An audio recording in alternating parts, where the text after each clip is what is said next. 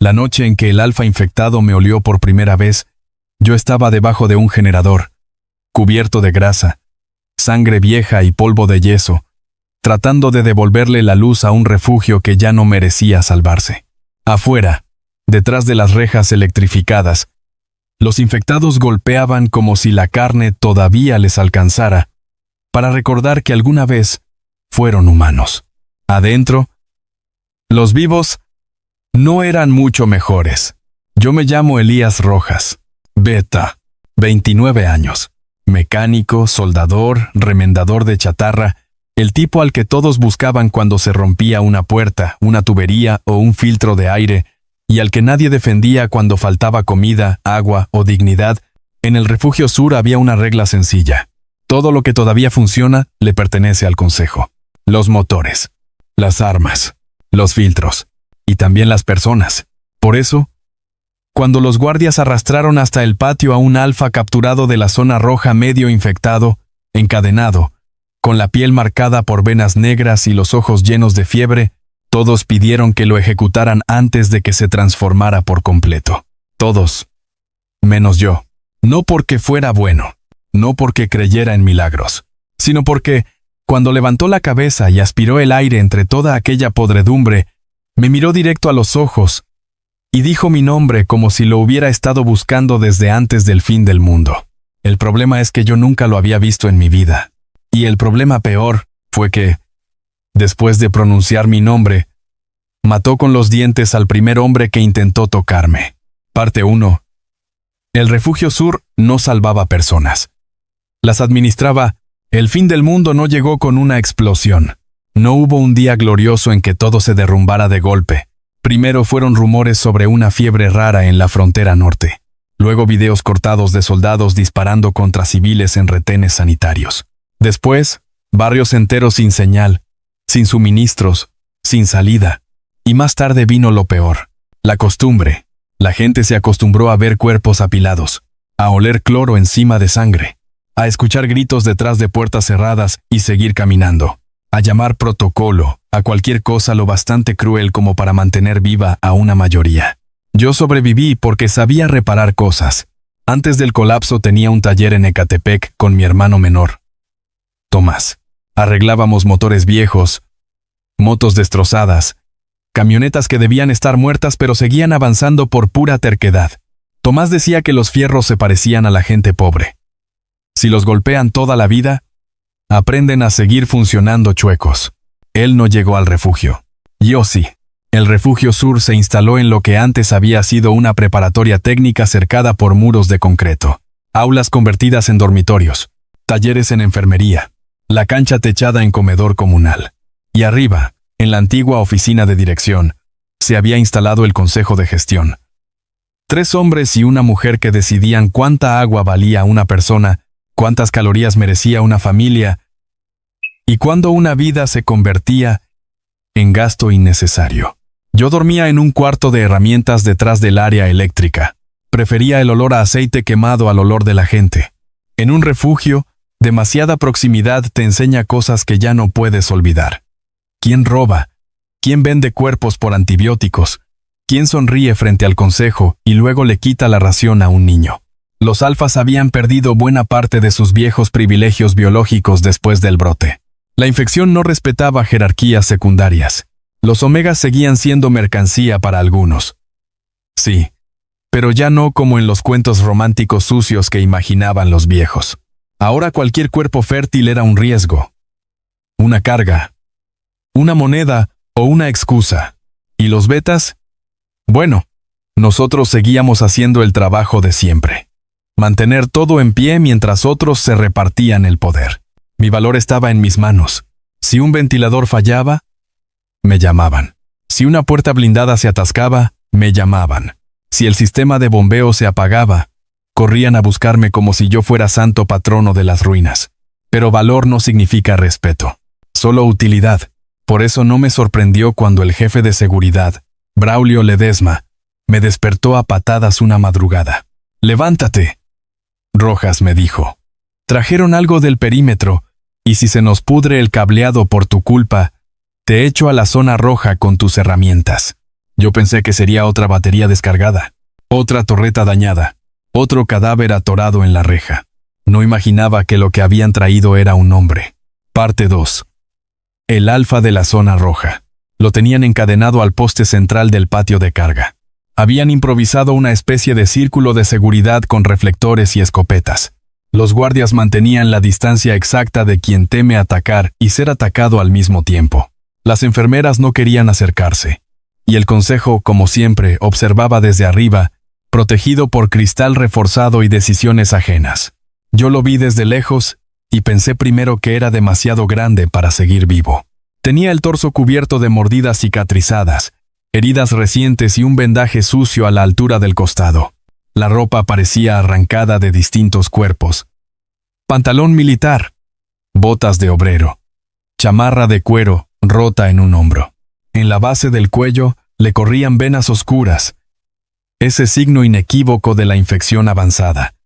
El cuerpo peleando una guerra que casi siempre perdía. Pero sus ojos no eran de un infectado completo. Los completos ya no miraban, rastreaban, olfateaban, atacaban. Ese hombre sí miraba, y eso daba más miedo. Lo encontraron en el túnel de drenaje del kilómetro 9, dijo Braulio. Mató a 2 carroñeros y se dejó capturar cuando oyó el motor de la patrulla. Eso no es normal. Nada ya es normal, respondí. Calla y revisa el generador auxiliar. Si se va la luz mientras decidimos qué hacer con esta cosa, te hago responsable. Subí al módulo eléctrico exterior con la caja de herramientas en la mano. Pero mi atención no estaba en los cables. Estaba en él. Respiraba como animal herido. Profundo. Intermitente. Con esa tensión del que está a un segundo de desgarrarte o desplomarse. La piel le ardía en fiebre. Los nudillos estaban abiertos. Y debajo de toda la sangre había algo peor. Un olor raro. No exactamente a alfa. No exactamente a infección. Como metal mojado. Como bosque incendiado. Como lluvia sobre concreto caliente. Abajo, el consejo discutía si ejecutarlo de inmediato o usarlo para experimentos. Llevaban meses obsesionados con capturar a un infectado intermedio. Alguien que hubiera conservado conciencia parcial. Creían que en esos cuerpos estaba la clave para una vacuna o, más realista, para una ventaja militar. Yo revisaba fusibles cuando escuché el primer alboroto. El alfa había levantado la cabeza. No rugió. No forcejeó. Solo aspiró el aire una vez. Larga. Brutalmente. Y luego giró hacia mí. No hacia Braulio. No hacia el consejo. No hacia las enfermeras, ni hacia la sangre. Hacia mí. Se me heló el estómago. Sus ojos, de un color gris sucio casi plateado, se clavaron en mi cara con una intensidad que me hizo sentir desnudo, aunque estuviera vestido con 2 capas de tela y mugre. Entonces habló. Tenía la voz rota, como alguien que hubiera pasado semanas sin usarla. Elías.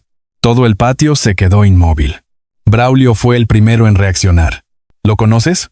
No. Y era verdad. Yo nunca había visto a ese hombre. El alfa siguió mirándome. Elías Rojas repitió con más esfuerzo.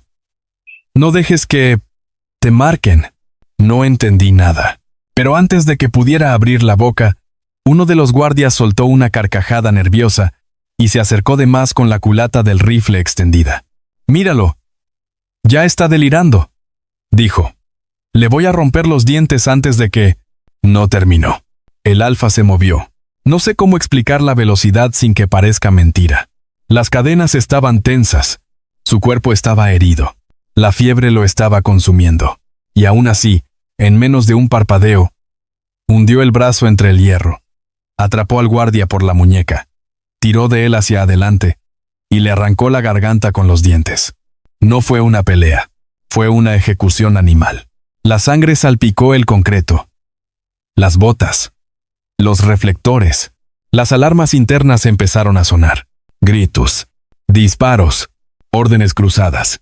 Y en medio de todo aquello, el alfa me seguía mirando a mí, como si el resto del mundo apenas fuera ruido. Parte 3. Lo salvé por la razón más estúpida del mundo. Debieron matarlo ahí mismo. Eso era lo lógico. Eso era lo prudente. Eso era lo que habría hecho cualquier persona con 2 dedos de frente en una ciudad infestada de monstruos. Pero el fin del mundo había destruido muchas cosas. Entre ellas, la línea clara entre monstruo y escudo. Los disparos no lo mataron, solo lo hicieron caer de rodillas. Braulio gritó que trajeran arpón eléctrico. Una enfermera pidió fuego. Alguien del consejo ordenó preservar el cerebro. Todos daban órdenes desde algún rincón limpio, lejos del radio de mordida. Yo hice algo mucho peor que desobedecer. Apagué el sector. Una sobrecarga controlada. Un chispazo suficiente para fundir el cuadro externo y dejar a oscuras el patio de carga por 7 segundos. 7 segundos son una eternidad si sabes dónde está cada salida. Y yo lo sabía. Cuando la luz se fue, el refugio entero rugió. Los gritos cambiaron de tono. Los guardias dispararon hacia donde creían que estaba el cuerpo. Uno hirió a otro. Alguien cayó. Yo bajé del módulo. Corrí entre las sombras.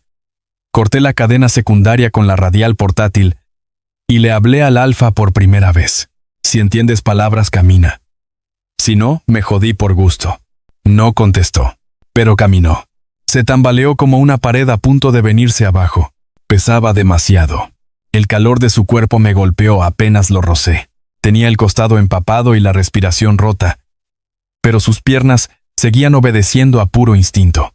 Lo metí por el corredor técnico que conectaba el patio con el taller de mantenimiento. Era un pasillo estrecho, lleno de ductos, polvo y ruido de maquinaria. Nadie del consejo pisaba ahí. A la mayoría le daba asco ensuciarse los zapatos. Lo oculté detrás del depósito de piezas inservibles, entre tambores vacíos y motores desarmados. Si me muerdes, te mato, le dije. Aunque los dos sabíamos que si él quería, yo no lo mataba ni en mis fantasías. El Alfa apoyó la espalda contra el muro y cerró los ojos un momento. El sudor le corría por la sien. Muy de cerca se veía peor. Labios partidos, fiebre altísima, uñas rotas, una herida profunda en el abdomen que olía a infección antigua. No vaina morderte, Dio, pues tu presentación en el patio fue bastante confusa. Abrió los ojos otra vez. Ellos te van a usar. Todos aquí usan a todos. No como ellos. Escuché botas acercándose por el pasillo principal. Tenía segundos para decidir. Podía salir, delatarlo, y fingir que solo estaba reparando una válvula. O podía seguir avanzando en el peor error de mi vida. Elegí la segunda.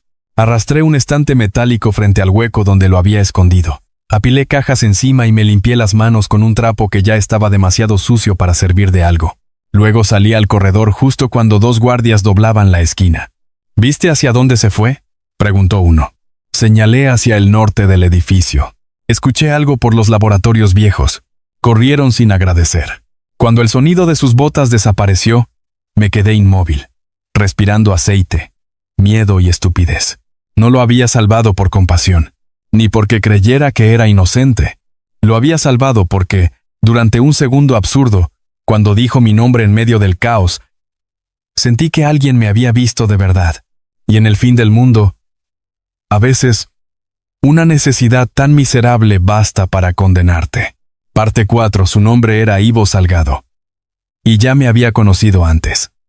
Y Onondo, Istamas, esperé hasta la madrugada para volver con agua, suturas y un botiquín casi vacío que le robé a la enfermería.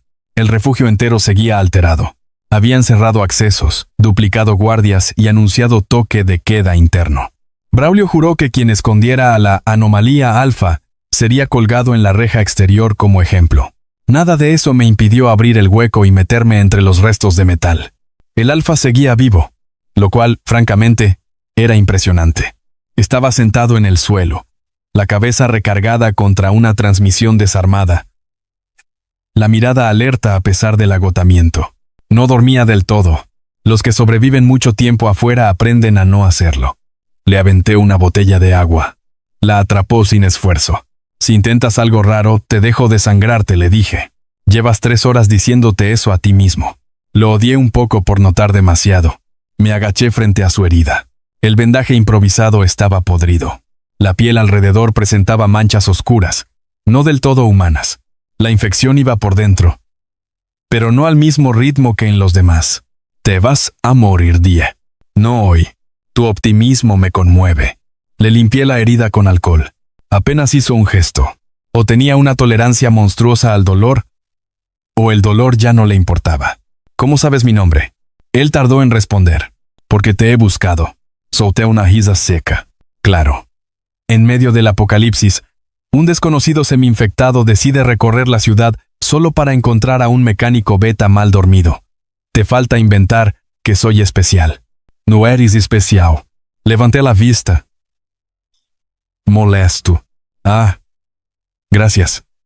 Eres necesario. Eso me enfrió peor que el insulto. Lo observé con atención. Tu nombre. Ivo Salgado. ¿De qué grupo vienes? Ninguno. Nadie sobrevive solo tanto tiempo. Yo sí. Lo dijo sin presumir, como si enunciara una desgracia. Seguí cosiendo donde pude. ¿Cómo me conociste? Ivo bajó la mirada hacia mis manos. No hacia mi cara. No hacia mi cuerpo. A mis manos. Tu hermano te habló de mí. Todo se me detuvo adentro. No vuelvas a mencionar a Tomás. Murió en la ruta oriente. Hace 1 año. Y 7 meses. Se me erizó la nuca. Solo había 2 opciones. O me estaba mintiendo con datos imposibles, o decía la verdad. ¿Cómo sabes eso? Porque yo estaba ahí. La aguja se me resbaló. No sé si fue rabia, miedo o una mezcla de ambas, pero le encajé el cuchillo de trabajo contra el cuello antes de pensar. El acero rozó piel ardiente. Ibas a empezar por ahí, le dije, temblando. Si conociste a mi hermano, ibas a empezar por ahí, no por mi nombre en medio del patio como un maldito espectro. Habla. Ivo no se movió. Ni una pulgada. Tomás me pidió que si te encontraba vivo, no dejara que el Refugio Sur te entregara al Consejo Central. ¿Qué Consejo Central? El verdadero. No estos carroñeros de escuela cercada. Arriba hay algo más grande, más viejo. Y ya, preguntaron por ti. Yo no soy nadie. Eso crees porque te escondieron bien. Lo aparté con violencia y me puse de pie. Te está pudriendo la fiebre. Estás delirando. Puede ser. Y aunque no lo estuvieras, nada de eso explica por qué un alfa infectado mata guardias para decirme que no me deje marcar. Entonces dijo la frase que terminó de arruinarme la noche. Porque tú no eres beta. Me reí. No porque fuera gracioso. Porque cuando la realidad empieza a torcerse, el cuerpo a veces elige la burla antes del derrumbe. Te va a encantar esto, Ivo Salgado. Llevo casi 30 años siendo beta. Orino igual que beta. Sudo igual que beta. Y me tratan igual de mal que a cualquier beta útil. Tu registro fue alterado. ¿Por quién? Por tu madre. Ahora sí quería matarlo. Pero no por mentiroso. Sino porque una parte de mí, pequeña, podrida y vergonzosa, acababa de sentir miedo de que dijera la verdad. Parte 5. La madre que me salvó también me condenó. No dormí nada. Lo dejé oculto, encadenado por una medida mínima de sensatez, y me fui a revisar los filtros de aire con las manos temblando. Durante años, había sobrevivido gracias a una regla sencilla: no hacerse preguntas inútiles. ¿Quién manda? El que tiene armas. ¿Quién come? El que controla el almacén. ¿Quién muere?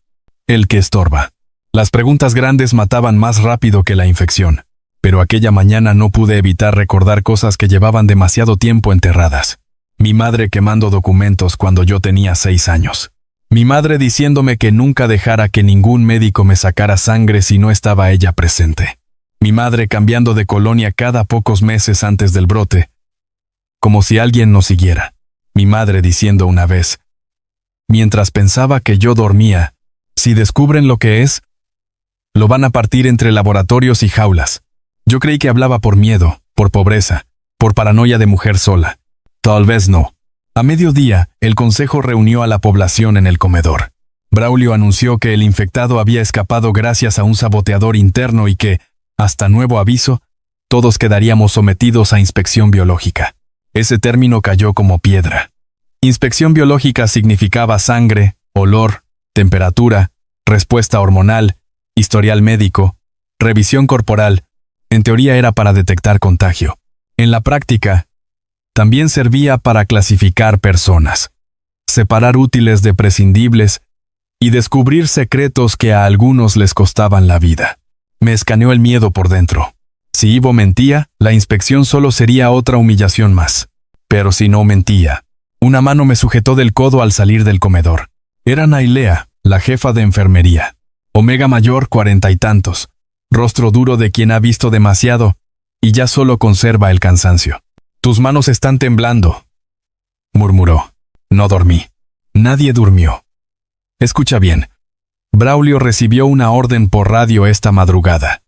Preguntaron específicamente por el mecánico de mantenimiento. Varón, 29 años. Registro beta. Tú. El piso pareció inclinarse. ¿Quién preguntó? No lo dijeron. ¿Por qué me ayudas? Nailea me sostuvo la mirada unos segundos. Porque hace 20 años vi a tu madre entrar a este lugar antes de que fuera refugio.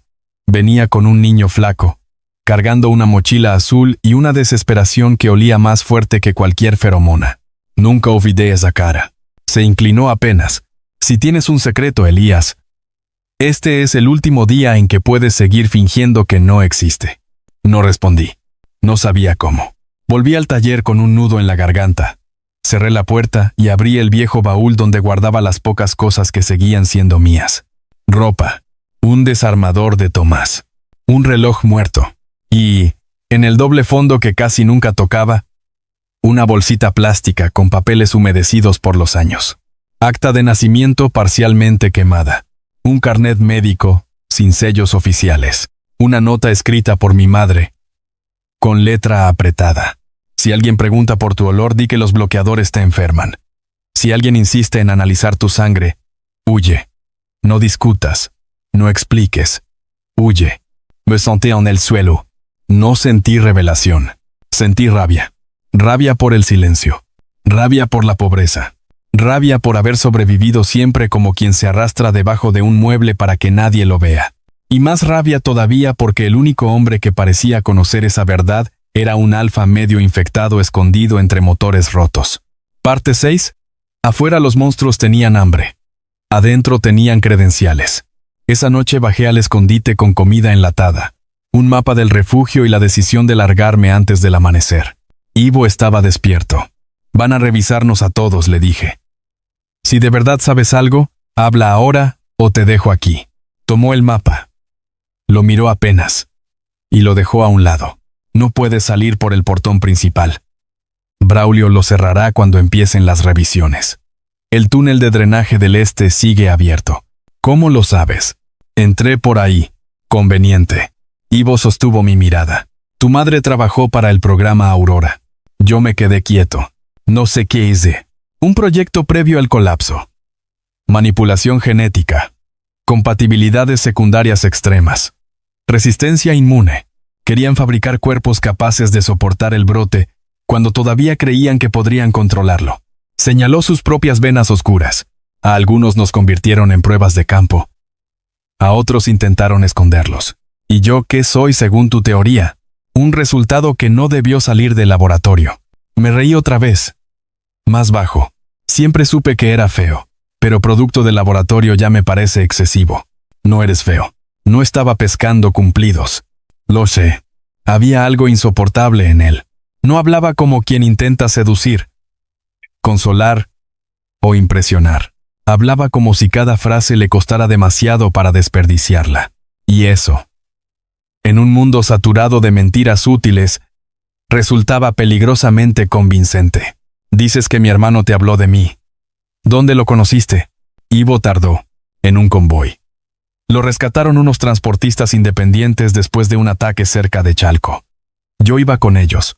Tomás ya estaba herido. Me enseñó una foto tuya, la única que cargaba. Yo no tenía muchas fotos de antes, pero sí recordé una. Yo, Tomás y un motor abierto detrás del taller. Él sonriendo. Yo serio porque odiaba las cámaras. ¿Qué pasó con él? Lo mordieron cubriendo la retirada. Tragué saliva. ¿Sufrió? Ivo me sostuvo la mirada sin apartarse. No mucho. Le rompí el cuello, antes de que cambiara. La honestidad me golpeó más fuerte que cualquier mentira piadosa. Me senté frente a él, agotado. Te odio un poco por contarlo así. Lo sé. Y también por decirlo como si creer que no sufrió fuera un regalo.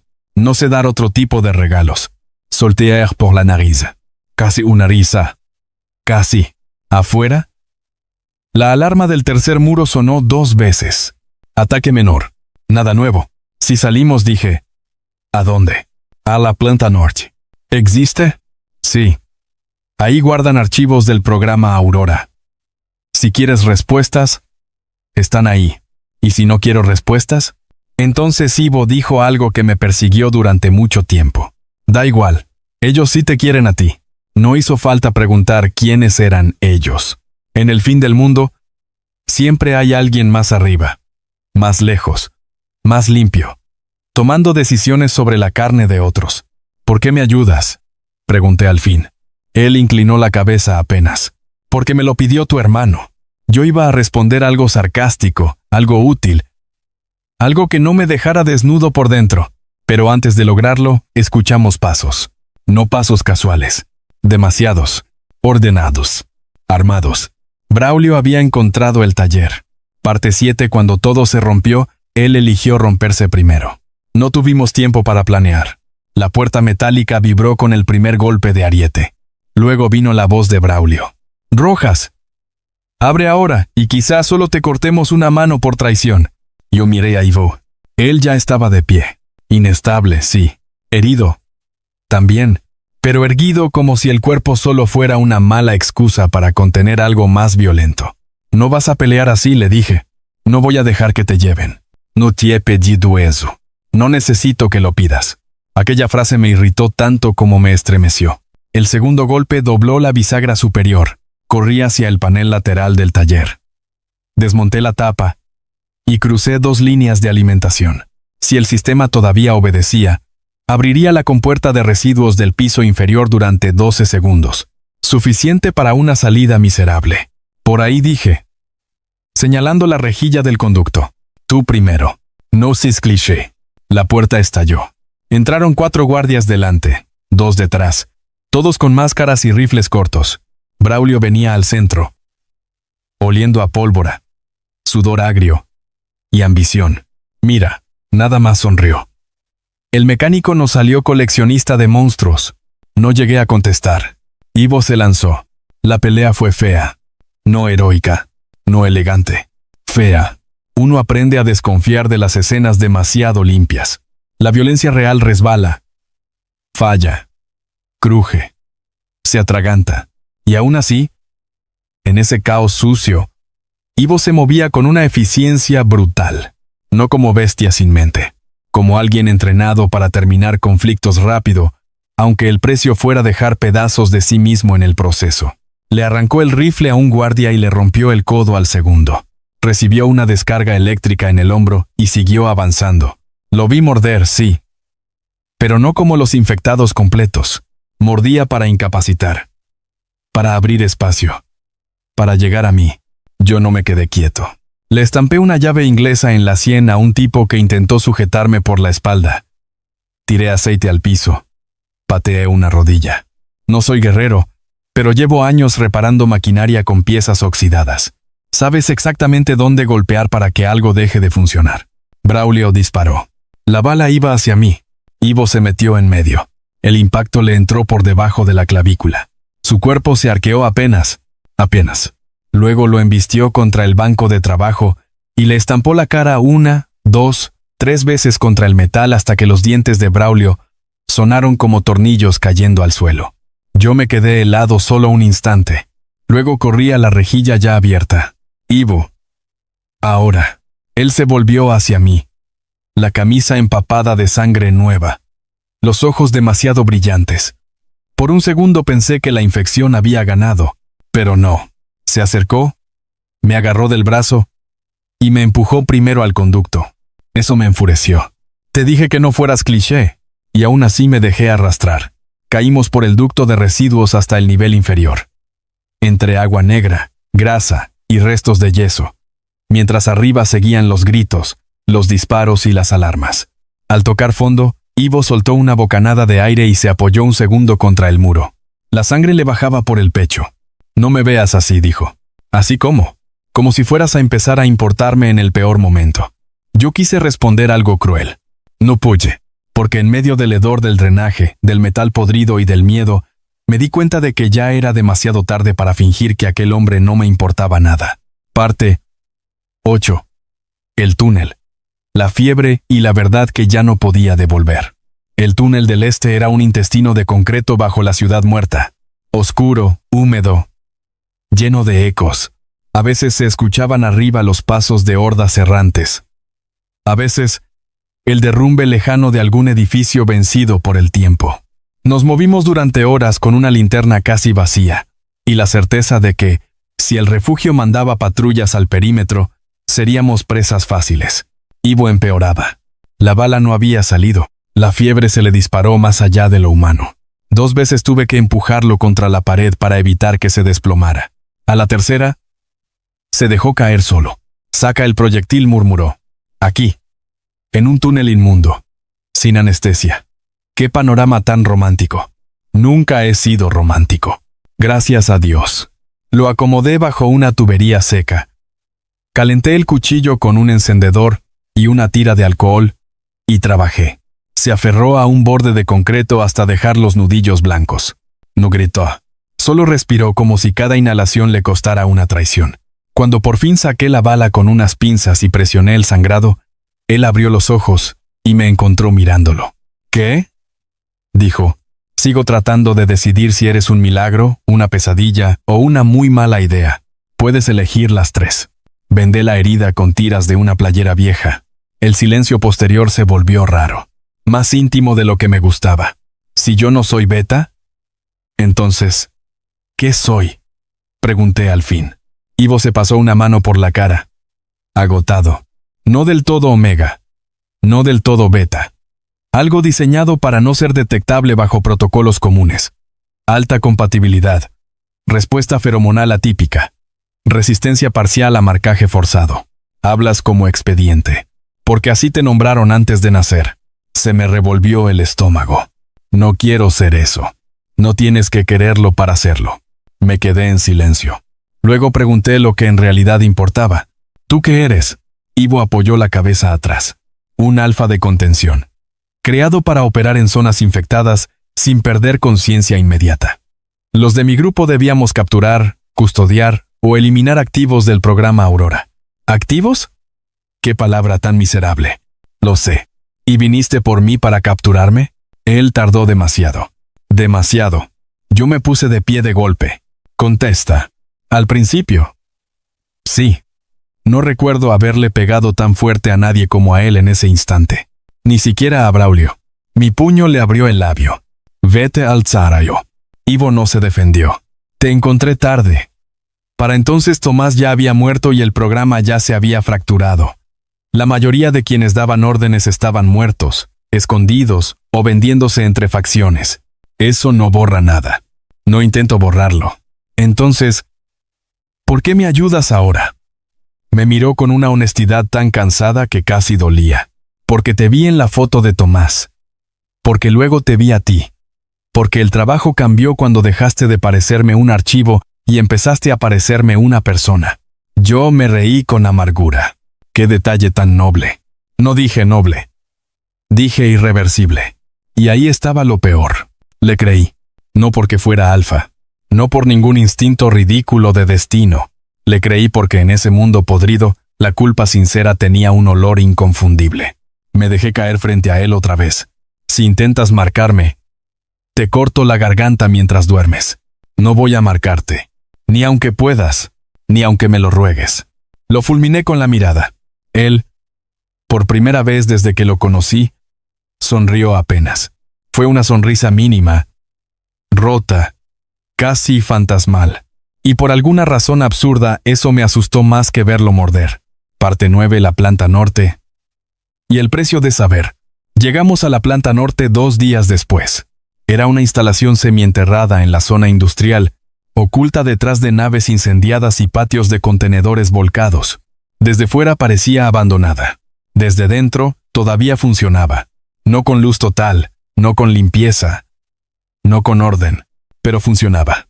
Eso significaba 2 cosas. Había energía y había gente. Entramos por un ducto lateral. Yo iba primero, porque si iban a disparar, Al menos quería tener el lujo de ver de dónde venía la muerte. Ivo me cubría la espalda con una pistola rescatada del taller.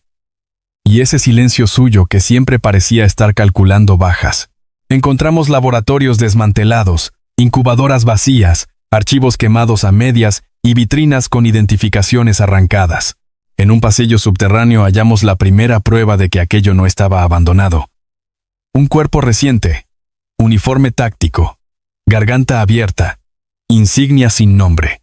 ¿Facción interna?, susurré.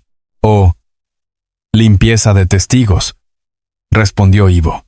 Llegamos a la sala de archivos biológicos casi por accidente, siguiendo el zumbido continuo de servidores aún encendidos.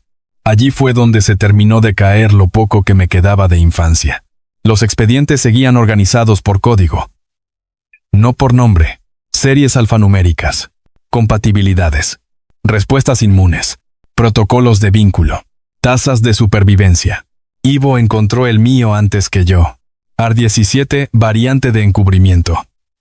Viabilidad alta. Portador desplazable. Portador. Ni siquiera persona. Portador. Abrí el archivo con manos torpes. Había datos médicos, proyecciones hormonales, observaciones de comportamiento en fase infantil. Y al final, una nota manuscrita escaneada por alguien del personal.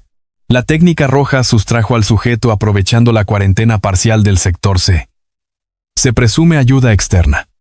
Orden de recuperación vigente. Mi madre no me escondió. Mi madre me robó de ahí. Tuve que apoyarme en la mesa para no caerme. ¿La técnica rojas?, dije, leyendo otra vez. ¿Mi madre trabajaba aquí? Ivo asintió.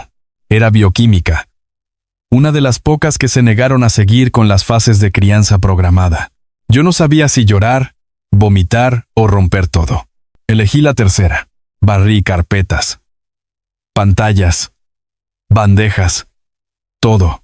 Tantos años sintiéndome pequeño, prescindible, ordinario, para descubrir que ni siquiera esa normalidad miserable había sido mía. Ivo no intentó tocarme. Lo agradecí. Después encontró otro archivo. El suyo. IE-09. Alfa de contención. Exposición controlada. Respuesta cognitiva superior a la media. Fase terminal condicionada a proximidad de objetivo compatible. ¿Qué significa eso?, pregunté. Ivo tardó en contestar. Que mi deterioro se acelera cuando me alejo demasiado del objetivo asignado. ¿Objetivo asignado? Él me miró. No hizo falta decirlo. No me jodas, murmuré. No fue elección mía. ¿Me estás diciendo que tu cuerpo fue diseñado para seguirme? Para encontrarte, contenerte, recuperarte. Lo demás fue un efecto secundario que no previeron. ¿Qué efecto secundario? Su respuesta llegó tan baja que casi no la escuché. El apego. Sentí una rabia tan fina, tan helada, que me dejó perfectamente quieto. Entonces, nada de esto es tuyo.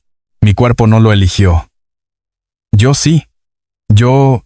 Conveniente otra vez. No. Horrible. Quise seguir discutiendo. De verdad quise. Pero en ese momento se encendieron las luces rojas de seguridad y una voz mecánica anunció presencia no autorizada. Nos habían encontrado.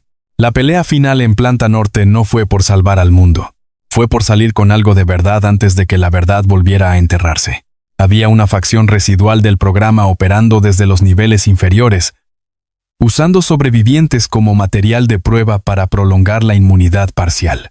Gente con batas encima de chalecos antibalas, científicos custodiados por mercenarios. El viejo sueño humano. Seguir creyendo que todo sacrificio ajeno es aceptable si sirve para conservar el poder propio. Encontramos cámaras con sujetos vivos. No todos humanos ya. No todos muertos todavía. Yo quise abrirlas todas. Ivo me frenó. Si lo haces sin ruta de escape, los condenas aquí mismo. Ya están condenados. Y tú también si no piensas. Lo odié por tener razón. Recuperamos discos duros, expedientes, un mapa de salidas y una lista de refugios vinculados al programa. Entre esos refugios aparecía Sur. No éramos una comunidad independiente. Éramos una granja de selección lenta. Al salir del archivo central, una explosión cerró el pasillo oeste. El humo llenó el corredor. Los mercenarios avanzaban. Ivo me empujó detrás de un módulo blindado. Vas a salir por ventilación 9, dijo. No, Elías, no me des órdenes como archivo rescatable. Sus ojos se endurecieron apenas. Entonces, escucha esto como persona. Si me quedo contigo, nos matan a los dos. Si me quedo atrás, tú sales con la prueba y el programa se acaba. Y Crow. Él respiró hondo. La fiebre ya le brillaba en la piel otra vez. Yo ya estaba terminándome antes de encontrarte. Ahí entendí lo que no había querido mirar. Ivo no solo estaba herido, se estaba apagando. La infección en él nunca se había detenido. Solo había aprendido a convivir con una mente disciplinada el tiempo suficiente para cumplir una misión que ya había dejado de ser misión. No te voy a dejar, dije. Lo sé. Por eso necesito que te enojes. Y sí, no hay FEMSA. Y luego hizo lo único capaz de obligarme a moverme. Me besó. No fue un beso limpio, ni dulce, ni cinematográfico. Fue desesperado. Áspero.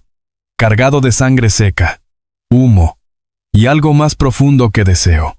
Una especie de despedida que se negaba a llamarse así. Cuando me aparté, iba a golpearlo, insultarlo o besarlo otra vez. No supe cuál. Pero él ya me había empujado hacia la compuerta lateral. Vive lo suficiente para odiarme después, dijo, y cerró el seguro entre nosotros. Parte 10 después del fin del mundo, todavía quedaba algo parecido a la justicia. No recuerdo del todo cómo salí. Recuerdo ductos estrechos. Recuerdo arrastrarme con el pecho pegado al metal caliente. Recuerdo disparos lejanos, humo y una sirena que parecía enterrárseme en los dientes.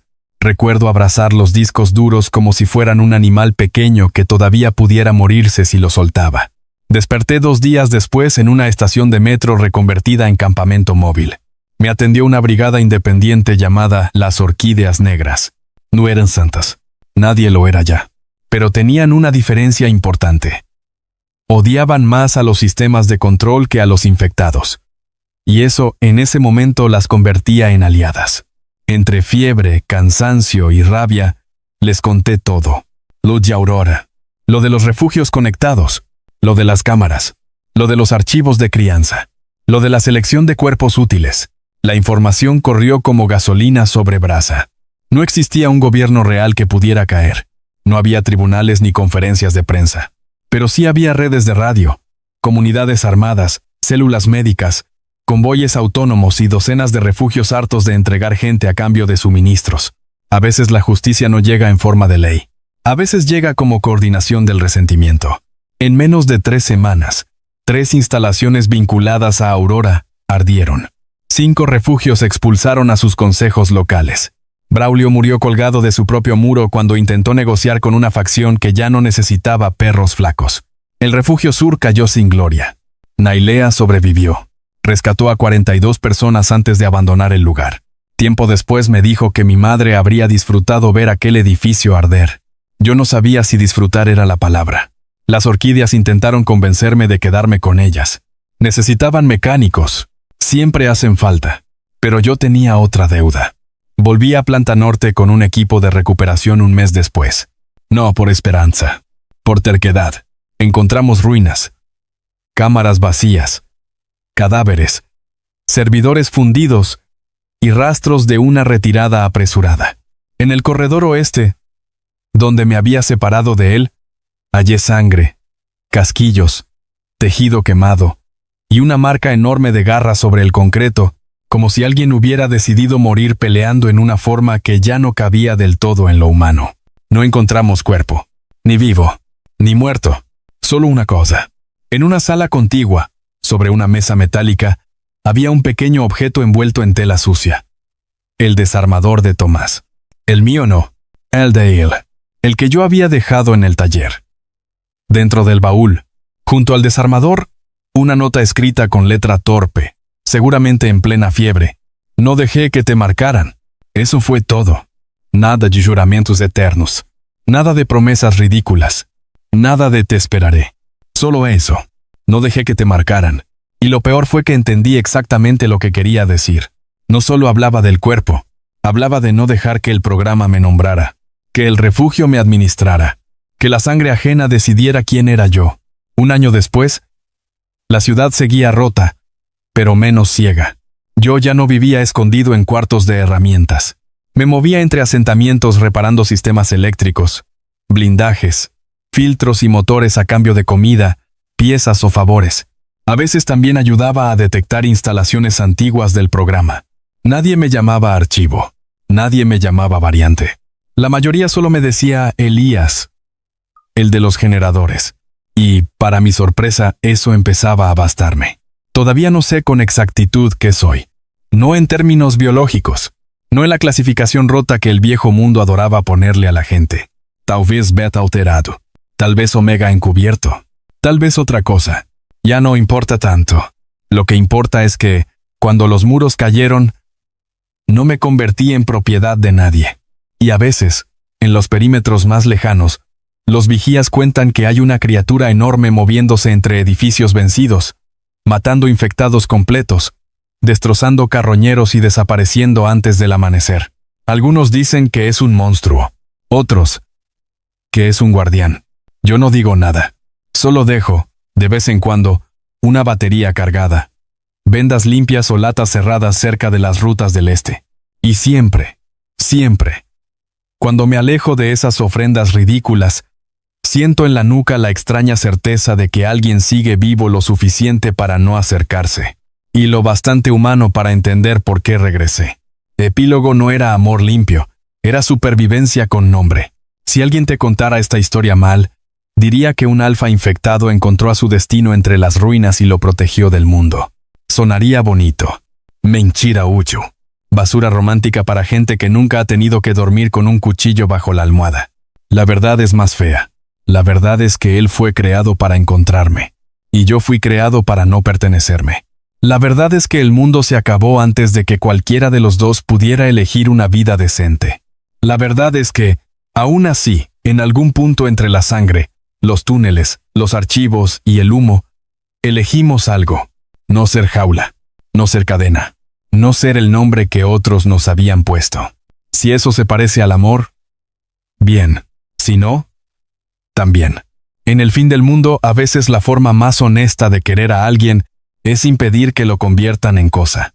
Incluso si para lograrlo tienes que volverte monstruo primero.